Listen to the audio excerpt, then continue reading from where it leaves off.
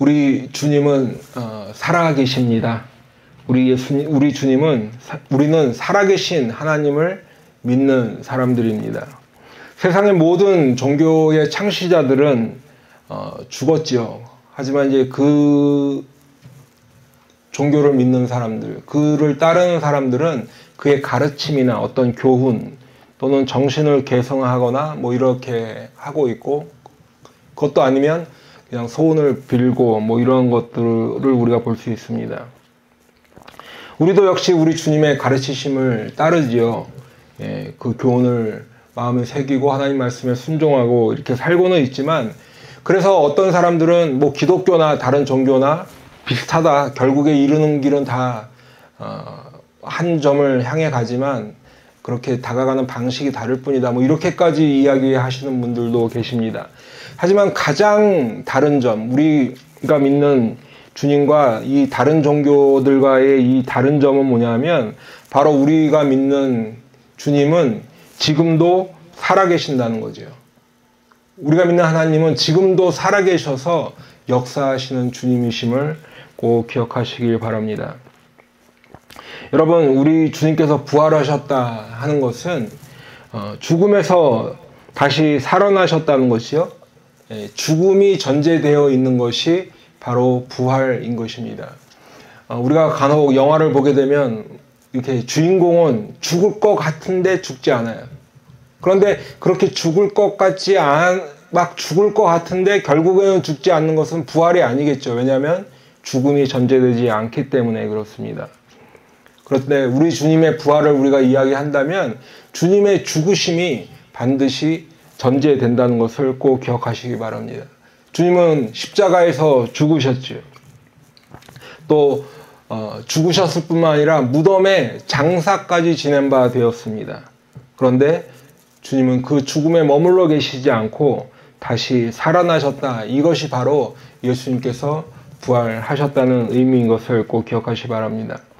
여러분, 오늘 고린도전서 15장은 사실 우리가 짧은 12절부터 22절의 말씀을 읽었습니다만은 1절부터 마지막 절까지 모두가 다 예수님의 부활을 그 말씀 들려주고 있는 말씀입니다. 우리 주님이 부활하셨다는 사실, 또 부활의 의미, 그리고 우리 주님의 부활이 우리 믿는 사람들과 어떤 연관이 있는가, 이런 모든 것들을 포괄적으로 또 아주 자세하게 이렇게 말씀하고 있는 본문입니다.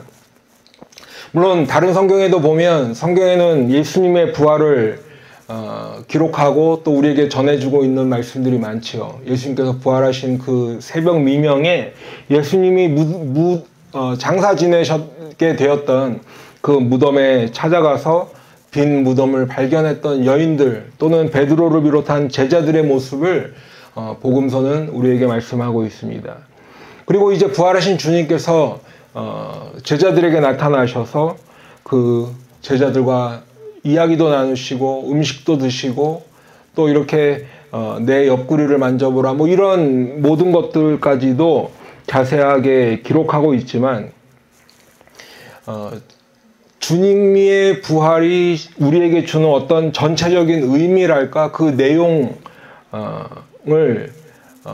개괄적으로 또 이렇게 포괄적으로 말씀하고 있는 것이 바로 오늘 고린도전서 15장의 말씀인 것입니다. 그렇기 때문에 오늘은 우리가 고린도전서 15장을 중심으로 해서 주님의 부활에 관한 모든 것을 우리가 함께 좀 살펴보면서 은혜를 나누려고 합니다.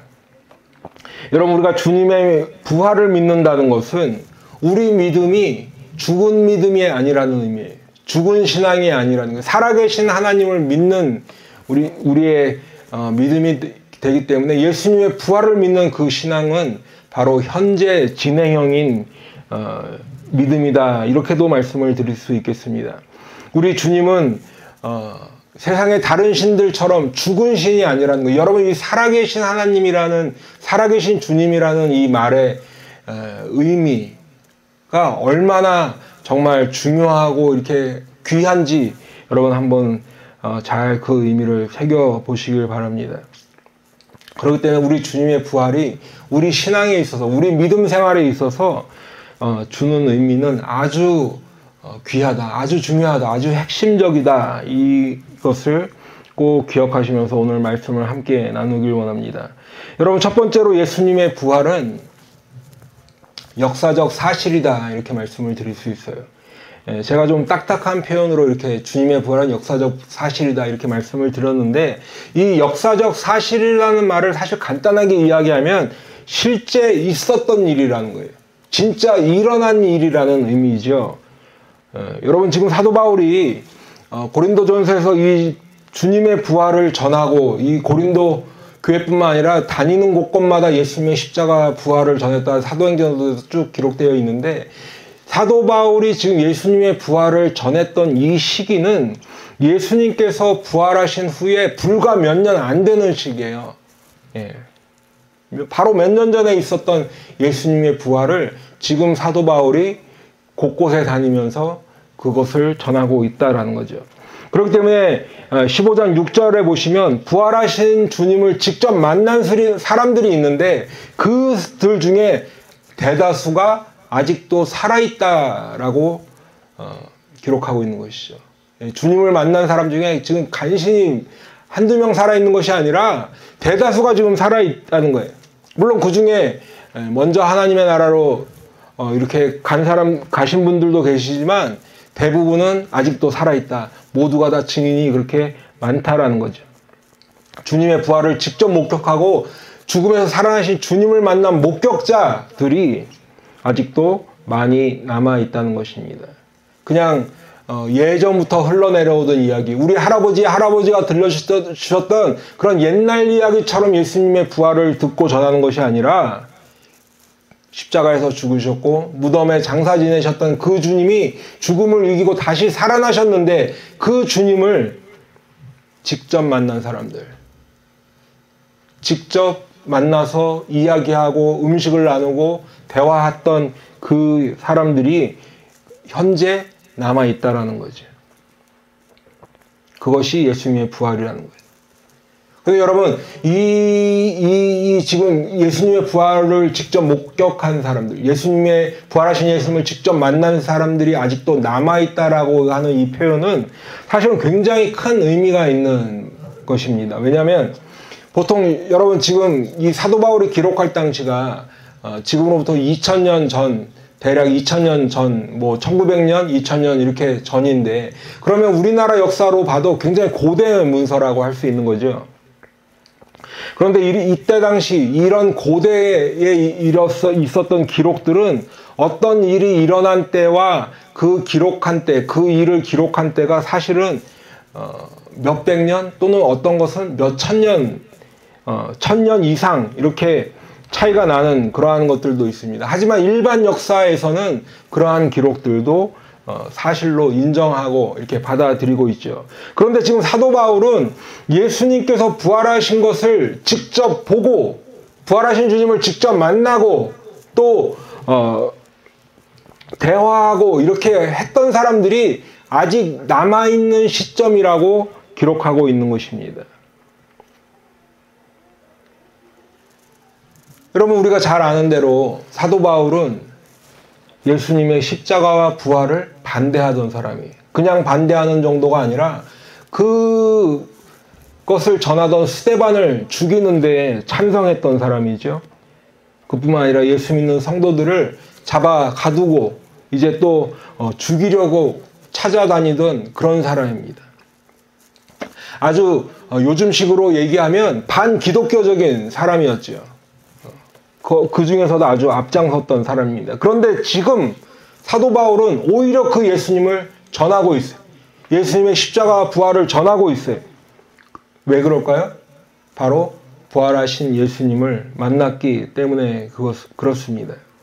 그런데 그것은 사도 바울뿐만 아니라 예수님의 제자들도 마찬가지라는 거죠. 예수님께서 겟세마네 동산에서 잡히시던 그날 밤에 성경에 보면 모든 제자들이 다 도망갔다고 돼 있어요. 베드로조차도 도망갔다가 나중에 그 안뜰에 이렇게 몰래 들어가서 예수님을 3번 부인할 정도로 그렇게 어마무시하게 이렇게 두려워하고 그러던 제자들이었죠. 예수님을 잡혀가시게 내버려 두고 다 도망갔던 제자들이 부활하신 예수님을 만나고 나니 그 주님을 위해서 한결같이 다 자기 목숨을 버리면서까지 그렇게 주님을 전하고 있다고 성경은 우리에게 들려주고 있습니다. 무엇이 이토록 그렇게 비겁해 보였던 자기의 선생님 예수님을 두고 도망갔던 그 연약했던 제자들이 자기의 목숨까지도 아끼지 않고 이렇게 변화될 수 있었던 이유가 무엇일까요? 바로 예수님이 부활하셨기 때문입니다. 그리고 그 부활하신 주님을 제자들이 직접 만났기 때문입니다. 사도 바울이나 예수님의 제자들뿐만 아니죠. 예수님의 형제 야고보도 마찬가지. 야고보는 예수님의 친동생이니까 혈육이잖아요. 자기 형이에요. 그냥 인간 형으로서 이렇게 있었죠. 그렇기 때문에 예수님께서 말씀을 전하시고 이렇게 기적을 행하시고 할 때 복음서에 보면 그 마리아와 그 예수님의 형제들이 와서 예수님을 잡아가려고 했잖아요. 미쳤다고 귀신 들렸다 이렇게 할 정도로 물론 그 안에 야고보도 있었던 것이죠. 그런데 야고보도 이제 부활하신 예수님을 만난 후에는 인간적으로 육신적으로 보면 자기의 형이지만 그 형을 예수님을 내가 믿어야 할 주님으로 믿는 사람이 되었다라는 거죠. 거기에 머물지 않고 야고보서를 쓰고 또 주님을 전하는 그러한 주님의 제자가 되었다. 어떻게 해요? 예수님이 부활하신 예수님을 이 야고보가 직접 만나기 때문에 그렇습니다. 여러분 그렇기 때문에 주님의 부활을 믿는다라는 것은 이 당시 사람들에게는 어찌 보면 너무 당연한 것일 수도 있어요. 예전 일들이 아니라 지금 바로 얼마 전에 일어났던 일이기 때문에. 하지만 동시에 뭔가를 억지로 막 믿어야 하는 게 아니죠. 그런데 1절에 보시면 그러니까 지금 이때 당시의 사람들은 그 예수님의 부활을 막 뭔가 이렇게 그냥 막 배워서 믿거나 그게 아니라 자기들이 본 것을 그대로 전하는 거예요. 그렇기 때문에 지금 사도 바울도 주님의 죽으심과 부활을 곳곳에 다니며 전하는 것이다 하는 거죠. 1절에 보시면 15장 1절에 보시면 이것이 내가 전한 복음이다 라고 기록하고 있습니다. 그리고 2절에서는 이 복음으로 말미암아 구원을 받으리라 전하고 있어요. 그런데 이 주님의 죽으심과 부활하심이 어느 날 갑자기 하다 보니까 어떻게 하다 보니까 상황이 그렇게 돼서 하는 것이 아니라 성경을 통해서 하나님께서 미리 알려주셨기 때문에 그리고 그 때가 찼을 때에 이루신 것이다 라는 것이 오늘 15장의 말씀입니다. 그래서 3절과 4절에 보면 성경대로 우리 죄를 위해서 죽으셨다 기록하고 있고 또한 성경대로 사흘 만에 다시 살아나셨다라고 성경 기록하고 있는 거죠. 그런데 거기에만 머무는 것이 아니라 성경대로 이루어지셨을 뿐만 아니라 그 주님을 직접 만난 사람들의 이름, 명단까지도 지금 우리에게 들려주고 있다는 거예요. 베드로가 부활하신 주님을 만났어요. 베드로뿐만 아니라 다른 예수님의 제자들도 부활하신 예수님을 만났어요. 베드로도 예수님의 제자에 포함되어 있으니까 그럼 예수님의 제자들만 만났느냐? 그게 아니죠. 500명이 넘는 형제들이 예수님을 만났다라고 기록하고 있어요. 그뿐만 아니라 야고보와 모든 사도들 그리고 이제 사도 바울에 이르기까지 부활하신 예수님을 만났다라는 거예요. 부활하신 주님을 그저 어떤 환상처럼 보거나 아니면 그냥 꿈에 나타나서 이렇게 그 정도의 수준이 아니라 직접 그 몸에 그 손에 발에 못자국과 창자국을 가지신 채로 부활하신 그 몸으로 직접 제자들을 만나셨어요. 이야기를 나누시고 함께 먹을 것을 드셨어요. 그렇기 때문에 주님의 부활은 정신의 부활이 아니라 정신을 계승하는 차원이 아니라 실제 일어났다라는 거예요. 진짜 일어난 일이라는 것이죠. 두 번째로는 예수님의 부활이 그러면 우리와는 어떤 관계가 있는가? 여러분 지금 말씀드린 대로 예수님의 부활은 실제 일어난 일이에요. 진짜 일어났어요. 그리고 그 주님을 만난 사람들은 그 사실을 전했습니다.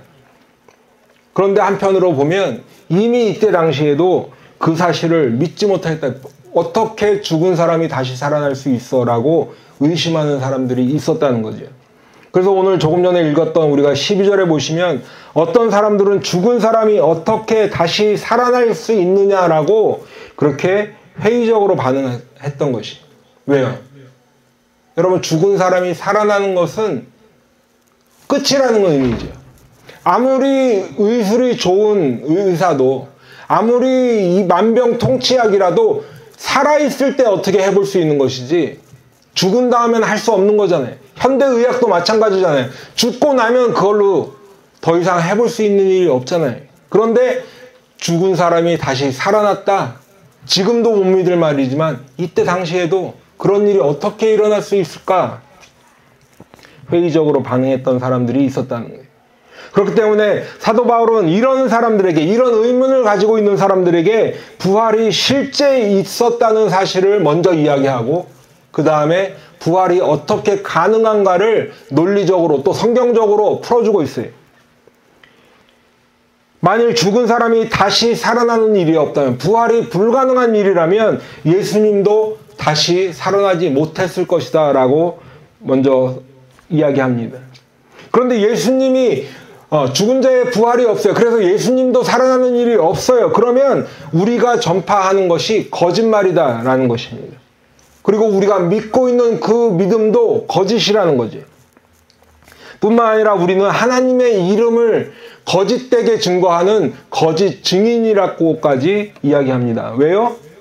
하나님께서 예수님을 다시 살리셨다고 그렇게 증언하면서 다녔는데 하나님이 만약에 예수님이 다시 살지 못하셨다면 하나님께서 전혀 하시지 않은 일을 우리가 하나님이 하셨다라고 전하고 있기 때문에 거짓 증인이 아니냐라는 것이죠.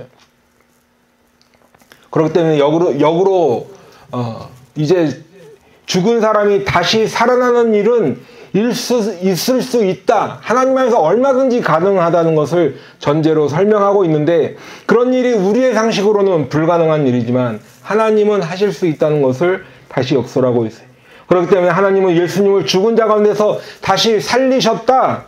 만일 그런 일이 일어날 수 없다면 하나님도 예수님을 다시 살리시지 않으셨을 것이다 라고 힘주어 이야기하는 것이죠. 지금 이 말을 15절, 16절에 걸쳐서 두 번이나 강조하고 있어요.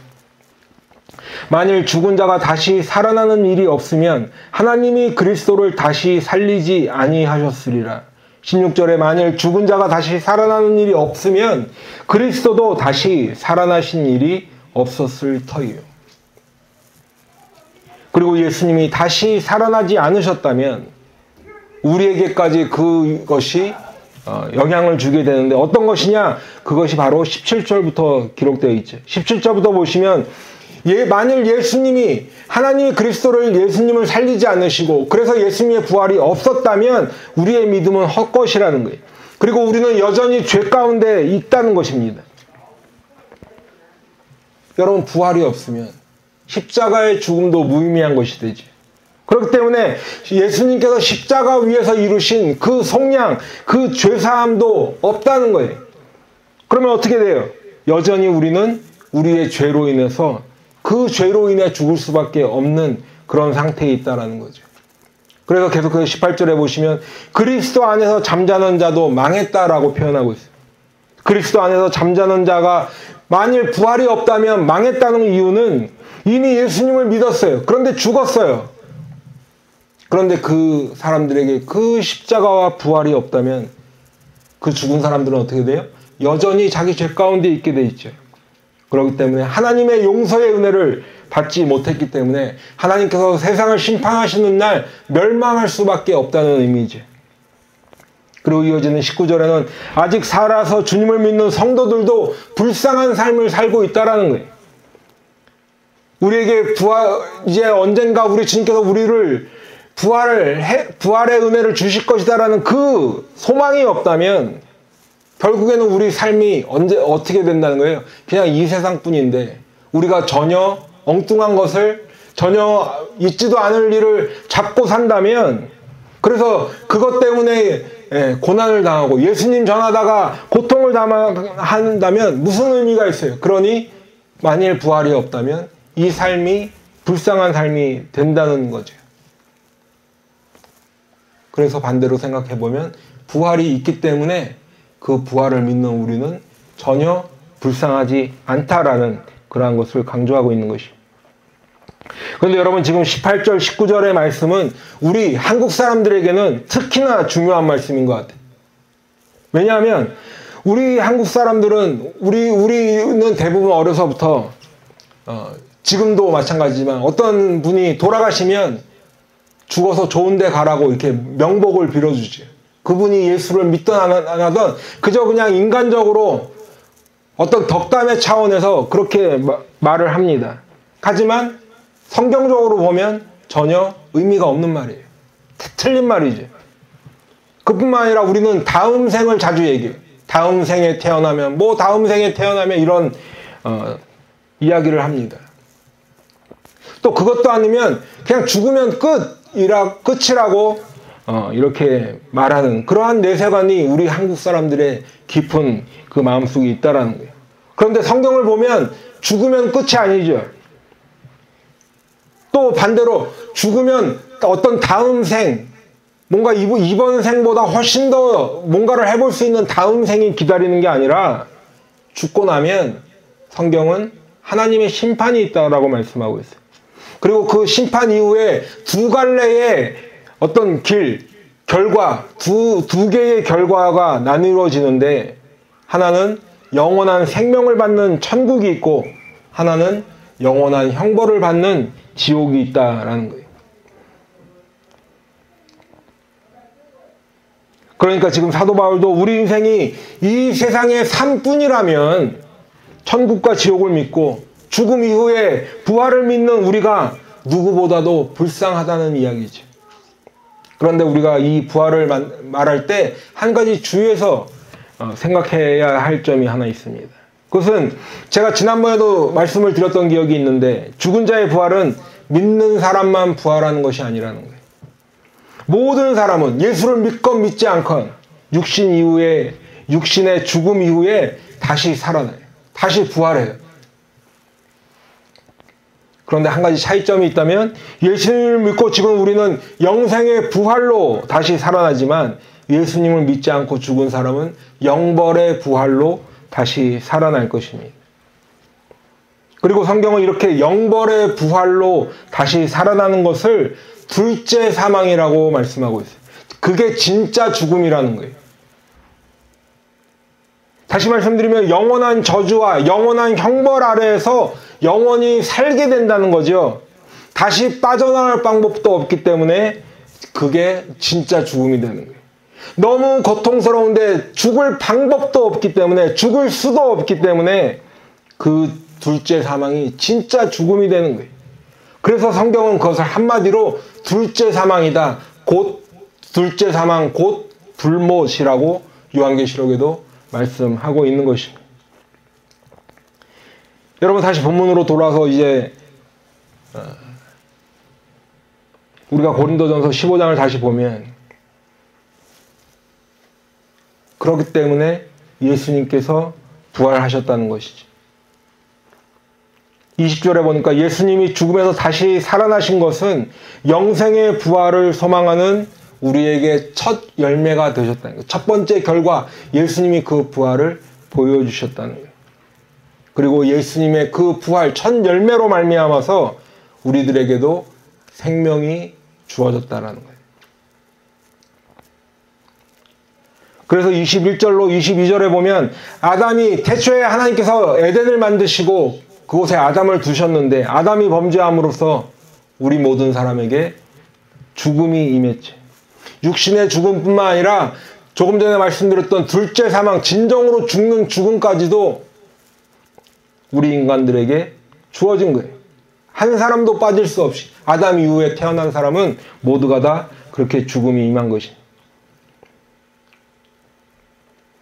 그런데 다시 사신 주님 때문에, 예수님께서 부활하셨기 때문에 그분을 믿는 사람들에게는 영원한 생명, 영원한 부활의 은혜가 임했다는 것이 오늘 성경의 말씀인 것입니다.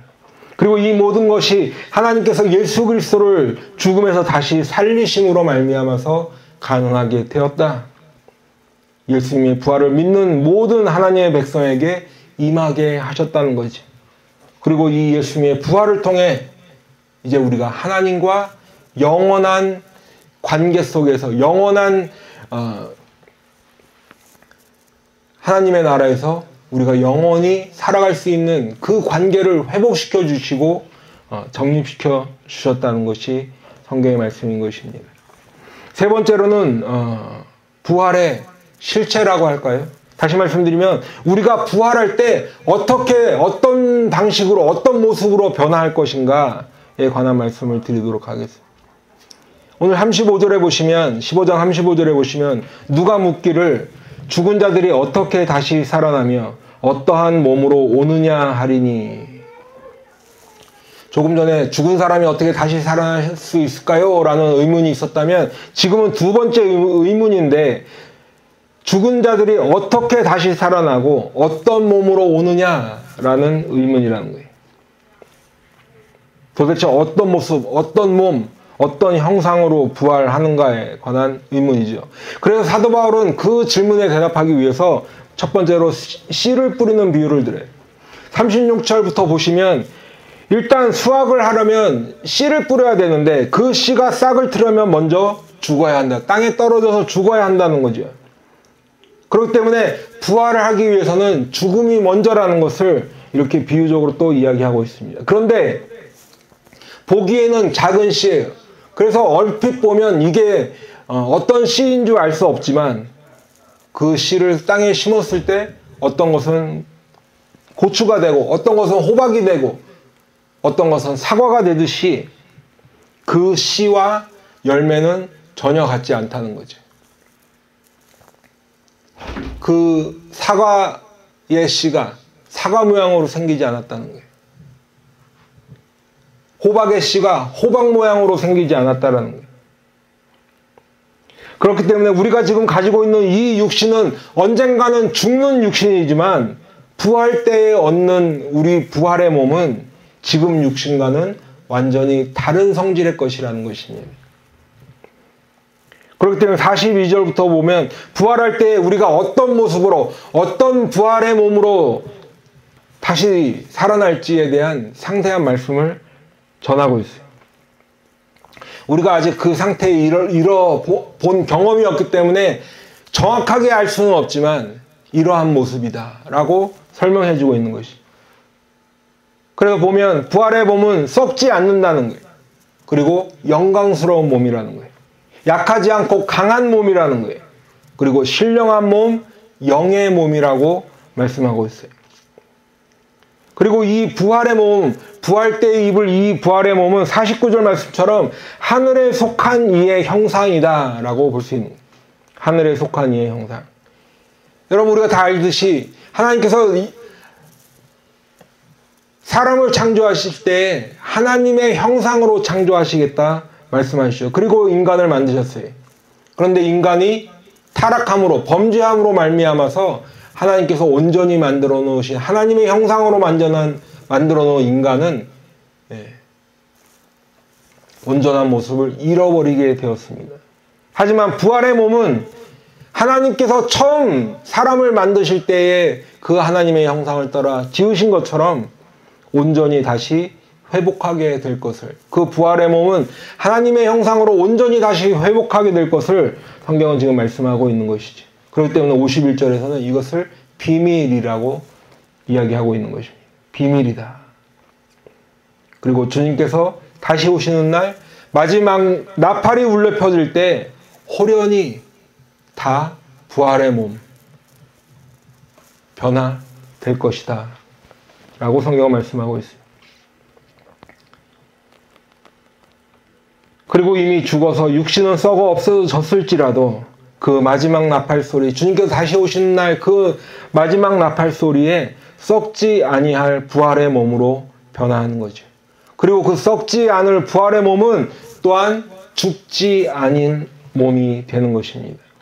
그렇기 때문에 부활의 몸은 썩지 않고 죽지 않는 그러한 몸인데, 그렇기 때문에 54절에 보면 사망을 삼키리고 이기리라 말씀하고 있습니다. 이것이 바로 부활하는 사람들의 상태, 부활의 실체, 어떠한 몸으로 부활될 것이냐에 대한 그러한 설명인 것입니다. 마지막으로 보면 부활의 의미라고 할까요? 부활이 과연 뭘까? 어떤 의미일까를 말씀하고 있습니다. 물론 우리가 다 아시다시피 부활은 죽음에서 다시 살아나는 것이죠. 그런데 그 살아난다는 것의 진정한 의미가 무엇인가? 지금 사도 바울은 신약 성경에서 가장 긴 이 포션을 차지하면서 부활에 관한 말씀을 전하고 있죠. 그런데 결론적으로 지금 15장 마지막 쪽에 와서는 죽음을 다시 언급하고 있어요. 54절을 보면 이 썩을 것이 썩지 아니함을 입고 이 죽을 것이 죽지 아니함을 입을 때, 조금 전에 말했죠. 부활의 몸의 특징 중에 가장 큰 것은 썩지 않는다라는 거죠. 죽지 않는다는 거예요. 그런데 그때에는 사망을 삼키고 이기리라고 기록된 말씀이 이루어지리라. 여러분, 지금 여기서 사망을 삼키고 이기리라는 말씀이 이루어진다라고 했는데, 이 말씀은 이사야서 25장 8절에 있는 말씀을 인용하는 거예요. 사망을 영원히 멸하실 것이다 라는 이 말씀이 이루어진다는 거예요. 부활 때에. 썩지 않을 몸이, 썩을 몸이 썩지 아니함을 입고 죽을 몸이 죽지 않을 입은 그때에 사망을 영원히 없어질 것이다. 사망을 삼키고 이기게 된다는 것을 말씀하고 있어요. 그렇기 때문에 이사야서 25장 8절 뒷부분의 말씀을 보면 주 여호와께서 모든 얼굴에서 눈물을 씻기시며 자기 백성의 수치를 온 천에서 제하시리라. 여호와께서 이같이 말씀하셨느니라. 여러분, 우리가 부활의 몸을 입게 될 때 사망은 영원히 없어지는 거예요. 그리고 그때 하나님께서 하나님의 백성들의 모든 눈물을 씻어주시고 하나님의 백성의 수치를 없애주실 것이다 라고 성경은 기록하고 있어요. 그렇기 때문에 부활의 의미는 바로 죽음과 전혀 상관이 없어지는 거죠. 단지 육신의 죽음으로부터 자유로워지는 것뿐만 아니라 아까 말씀드렸던 그 둘째 사망, 진정한 죽음과 상관이 없어지는 것을 의미하는 것입니다. 여러분, 아담이 범죄함으로 말미암아서 이제 우리 인류에게, 우리들에게 죽음이라는 것이 들어왔지요. 그런데 사탄 마귀는 인간의 육신의 죽음을 무기로 삼아서 그 죽음의 권세를 이용해서 모든 사람들을 더욱 죄 가운데로 이끌고 있어요. 우리의 본성이 태어나면서부터 있는 이 죄의 본성이기 때문에 그 육신의 죽음을 두려워하면서도 사탄 마귀가 이끄는 대로 살아요. 죄 가운데 살며 결국은 죄를 범하며 살아요. 육신의 죽음을 두려워하면서도 결국은 죄를 벗어나지 못하기 때문에 그것이 둘째 사망으로까지 이어진다는 거죠. 죄의 사슬에서 벗어나지 못하고 그렇게 사탄 마귀가 이끄는 대로 사탄 마귀의 노예가 되어서 사는 거예요. 그런데 우리 주님께서 십자가에서 우리 죄를 위해 죽으셨어요. 그리고 죽은 자 가운데서 다시 살아나셨어요. 그래서 부활의 첫 열매가 되시고 그분을 믿는 하나님의 백성에서 이제 백성에게 다시 살아나는 부활의 은혜를 주셨는데, 그런데 그 부활의 몸은 지금 우리의 육신과는 달리 썩지 않고 죽지 않는 부활의 몸인 것입니다. 그렇기 때문에 이 부활의 몸을 입는다는 것은 더 이상 죽음의 지배를 받지 않는다라는 것인데, 그것이 육신의 죽음의 지혜를 받지 않는다라는 의미를 넘어서 둘째 사망, 진정한 죽음의 지배를 받지 않는다라는 의미인 것입니다. 여러분, 우리가 죽지 않고 영생을 누리며 살기 위해서는 우리의 죄의 문제가 해결이 돼요. 그런데 그 죄의 문제를 어떻게 해결할 수 있어요? 바로 하나님의 사유하심의 은혜, 그것으로만 해결될 수 있어요. 그것을 다른 말로 표현하면 예수님의 십자가에서 이루신 속량, 죄사함으로만 해결될 수 있다는 거지. 그리고 그렇게 죄사함을 받은 자는 하나님의 능력을, 하나님의 은혜로 말미암아 다시 살아나게 되는데, 그렇기 때문에 부활의 몸은 사망으로 이끄는, 둘째 사망으로 이끄는 죄의 지배 아래에 있지 않게 된다는 것입니다. 그렇기 때문에 55절, 56절에 보시면 사망아 너의 승리가 어디 있느냐? 사망아 네가 쏘는 것이 어디 있느냐? 사망이 쏘는 것은 죄요, 죄의 권능은 율법이라. 여러분, 부활의 몸은 이제 완전히 죄와 사망에서 분리되고 죄와 사망과 상관이 없어지게 되는 것이, 이것이 진정한 부활의 의미인 것입니다. 그렇기 때문에 사도 바울은 부활을 한마디로 또 다른 말로 표현해서 승리라고 이야기하고 있어요. 승리. 사탄마귀의 위협으로부터 승리하는 것이. 사탄마귀가 우리를 그 육신의 죽음으로 두렵게 하는데 그 위협으로부터 승리하는 것이지. 죽음의 권세에서부터 승리하는 거예요. 그리고 또한 죄의 유혹과 저주로부터의 승리인 것입니다. 그렇기 때문에 57절에 보시면 우리 주 예수 그리스도로 말미암아 우리에게 승리를 주시는 하나님께 감사하노니 라고 기록하고 있습니다. 여러분, 예수 그리스도 때문에 주님의 그 부활하심으로 말미암아 우리에게 승리를 주시는데 그것은 죽음으로부터의 승리가 되는 거죠. 그것이 부활의 승리가 되는 것입니다. 그리고 그 부활의 승리는 바로 예수 그리스도로 말미암아 하나님께서 우리에게 주신 그러한 승리라는 것입니다. 그렇기 때문에 이제 결론적으로 58절에 보시면 그러므로 내 사랑하는 형제들아 견실하며 흔들리지 말고 항상 주의 일에 더욱 힘쓰는 자들이 되라. 이는 너희 수고가 주 안에서 헛되지 않은 줄 알미라. 여러분, 세상 사람들은 이런 의문을 제기했죠. 죽은 사람이 어떻게 살아날 수 있어요? 아니면 몸은 죽어서 이미 썩었는데 부활하면 어떤 몸으로 다시 태어나는 거예요? 라고 의문을 제기하고 믿지 않아야 될 이유를 자기 나름대로 논리적이라고 생각하면서 이성적이라고 생각하면서 그렇게 제기했었지만, 지금 사도 바울이 자세하게 설명한 이 모든 것은 바로 부활이 인간의 이성으로 알 수 없는 불가능한 것이지만 하나님의 차원에서, 이 세상 천지만물을 만드신 창조주 하나님의 차원에서는 가능하다는 것을 말씀하고 있습니다. 그리고 이제 부활은 단지 죽은 사람이 다시 살아나는 어떤 기적 차원으로 와 놀라운 일이 일어났구나 라는 그런 기적 차원의 수준이 아니라 하나님의 구원 계획이라는 거예요. 예수 그리스도의 십자가와 부활을 통해서 이제 하나님께서 그 하나님의 구원 계획을 세우시고 이루셨는데 그분을 믿는 하나님의 백성들에게 또한 그러한 것을 어떻게 이루어질지를 알려주는 말씀.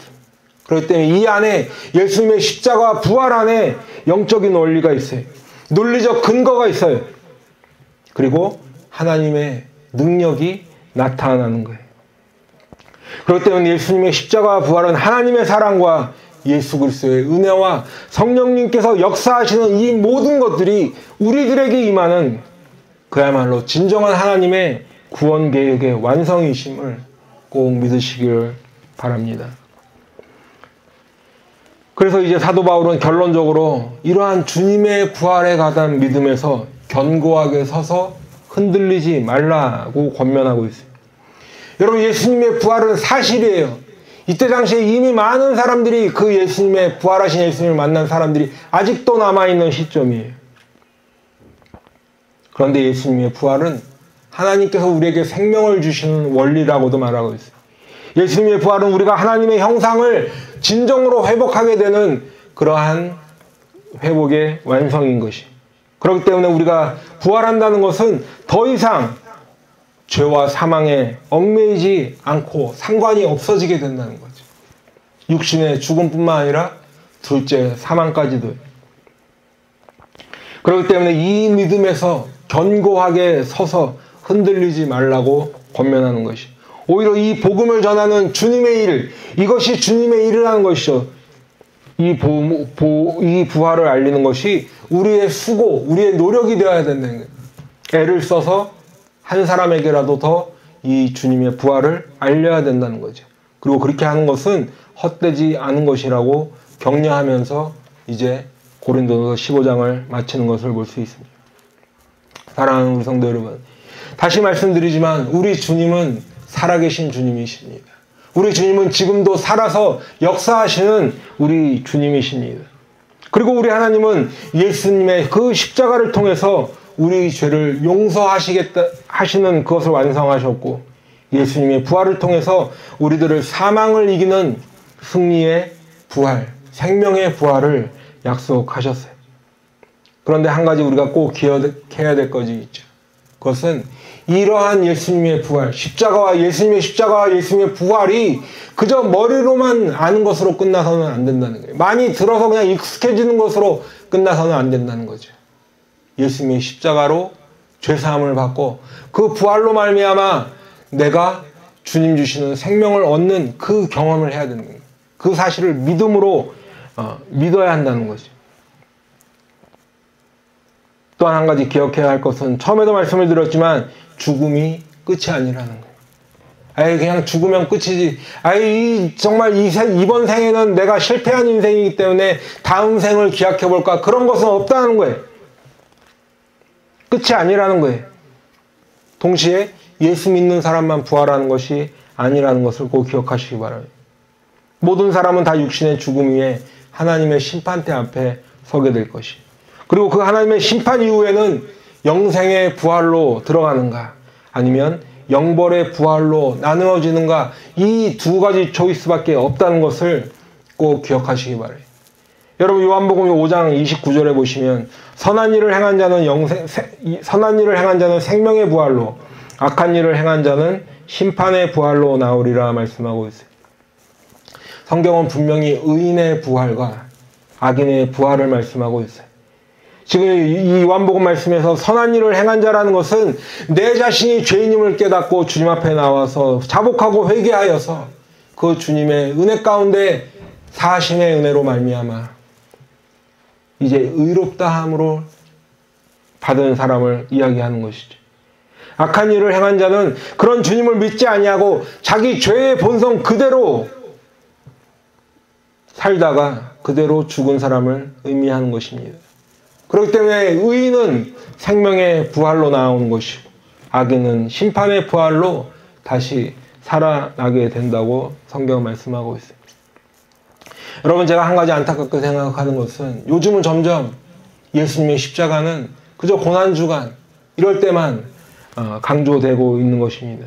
동시에 예수님의 부활은 부활절 메시지로만 선포되고 있어요. 하지만 우리는 입을 열어서 날마다 예수님의 십자가의 은혜를 전해야 하고 죽음에서 부활하신 예수님의 부활, 진정한 사망을 이기는 그 부활을 선포해야 할 줄로 믿습니다. 그래서 지금도 살아계셔서 우리의 모든 생과 사를 주관하시는 주님 앞에 나와 될 줄로 믿습니다. 여러분, 우리가 한 가지 꼭 기억해야 될 것은 지금 우리가 교회를 다녀도 먹고 사는 일에 관심이 많아요.